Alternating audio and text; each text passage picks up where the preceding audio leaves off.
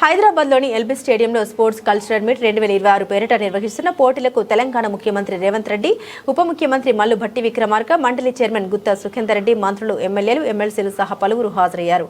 స్టేడియంలో నిర్వహించిన ఫుట్బాల్ పోటీల్లో ముఖ్యమంత్రి రేవంత్ రెడ్డి పాల్గొని అందరిలో జోష్ నింపారు. లెమన్ అండ్ స్పూన్ పోటీలో మంత్రి కొండా సురేఖ మొదటి బహుమతి గెలుచుకున్నారు. ఎమ్మెల్యేలు యశస్విని రెడ్డి, రాగమయ్యి 2-3 స్థానాల్లో నిలిచారు. ఈ పోటీలో ప్రజాప్రతినిధులు అద్భుతమైన క్రీడా నైపుణ్యం ప్రదర్శిస్తారని తాను చెప్పడం లేదని, కానీ క్రీడా స్ఫూర్తిని ప్రదర్శించడానికి ఎల్బీ స్టేడియం వేదిక అవుతుందని సీఎం రేవంత్ రెడ్డి అన్నారు. ఈ మైదానంలో శిక్షణ పొందిన వారు ఎందరో ఉన్నారని అన్నారు. తెలంగాణ రాష్ట్ర శాసనసభ,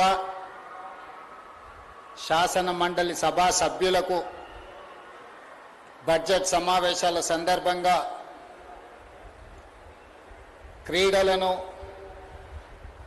సాంస్కృతిక కార్యక్రమాలను ఏర్పాటు చేసి సభాధ్యక్షత వహించిన క్రీడా శాఖ మంత్రివర్యులు వాకిటి శ్రీహరి గారు, ఈ కార్యక్రమంలో నాతో పాటు ముఖ్య అతిథులుగా విచ్చేసిన శాసన మండలి చైర్పర్సన్ గుత్తా సుఖేందర్ రెడ్డి గారు, శాసనసభ అధ్యక్షులు పెద్దలు గడ్డం ప్రసాద్ కుమార్ గారు, ఉప ముఖ్యమంత్రి వర్యులు మిత్రులు భట్టి విక్రమార్క గారు, సహచర మంత్రివర్గ సభ్యులు, పార్లమెంట్ సభ్యులు, శాసన మండలి సభ్యులు, శాసన సభ్యులు, వివిధ కార్పొరేషన్ల చైర్పర్సన్లు, ఉన్నతాధికారులు, వివిధ పాఠశాలలో చదువుకుంటున్న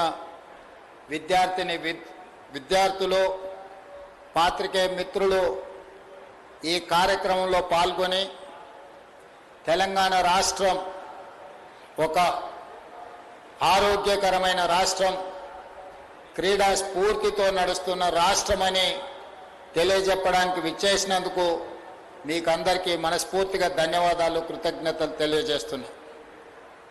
మిత్రులారా, నిత్యం రాజకీయాలలో మునిగి తేలుతూ నిరంతరం సమస్యలను పరిష్కరించాలన్న ఆలోచన